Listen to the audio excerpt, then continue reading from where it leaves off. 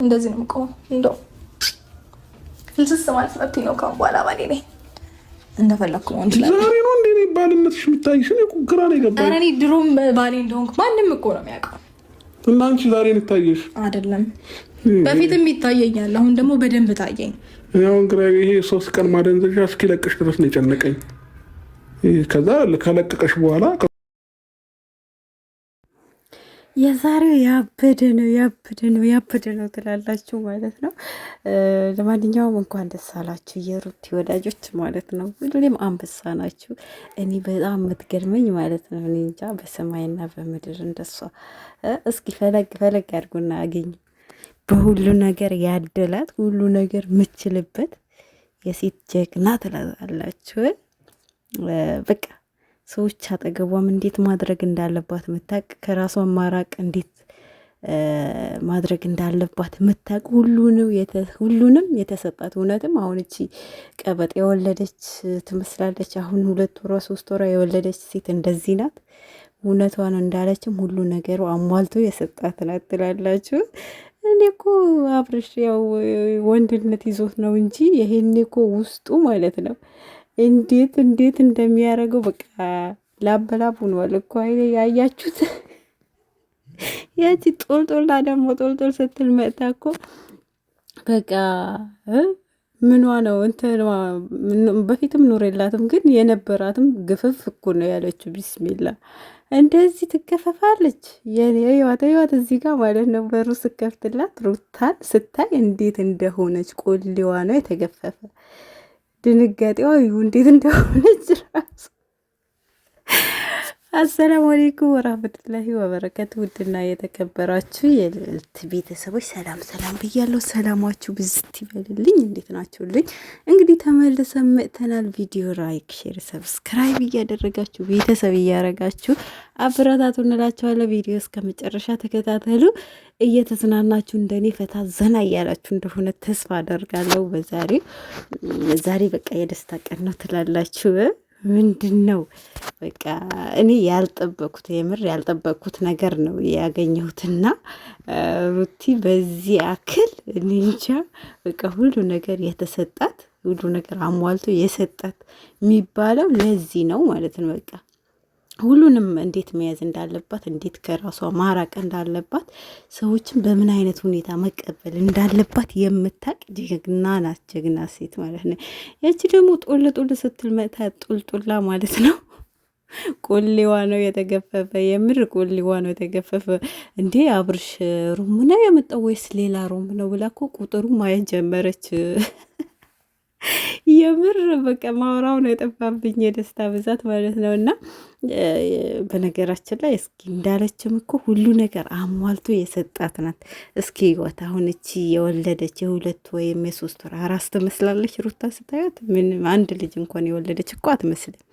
እንዳለችም በቃ አብርሽ እኮ ያው ወንድነት ይዞት ነው። አንዳንዴ እኮ ወንድነት ይዞት ነው እንጂ ያው ምናልባት አንዳንዴ ወንዶች ምን አይነት ባህሪ ያለባችሁ መሰላችሁ? በሴቷ ስር ወርቁ ሴቷ የሆነ ፊቷ አንስታ ማውራው ራሱ ጠፍቶኛል ብያቸዋለሁ። እየዘለላችሁት እሺ፣ የተሳሳትኩት እና የሆነ ሰዓት ላይ ሴቷ መለስ ስትል አይ የሆነ ልንቀባረርባት አይነት ነገር ስሜት ይሰማቸዋል። እና አብርሽ ጋር የታየኝ ዛሬ ያንን ነው። ያኔ በቃ የሆነ የወንድነት ስሜት ይዞት ነው እንጂ ላበላቡ ነው እኮ አይታችሁታል።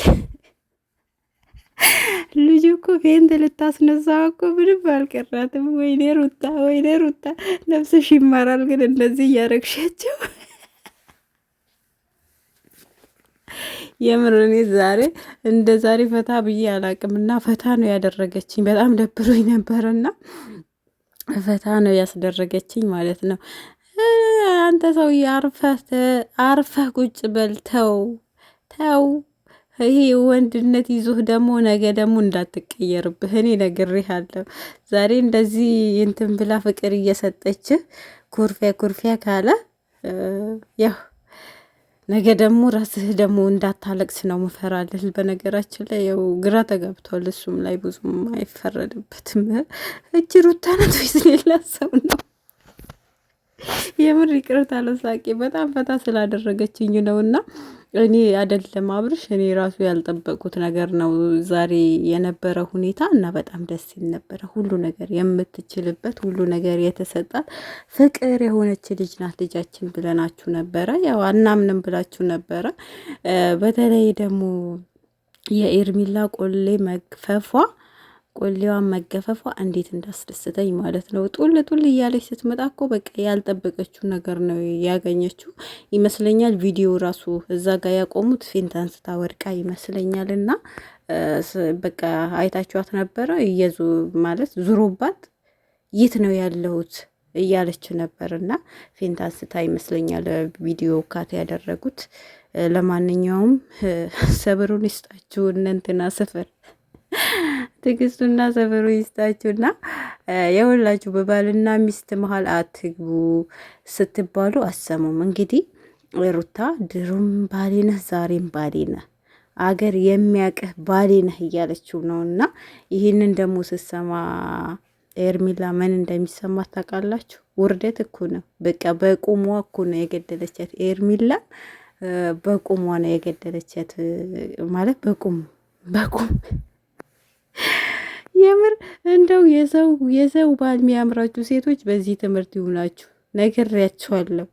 በተለይ ልጅ ያላቸው ሰዎች ተለያይቶ አይለያዩም እያልናችሁ ነበርና በእንደዚህ መሀል የምትገቡ ሰዎች ራቆታችሁ ነው የምትቀሩ።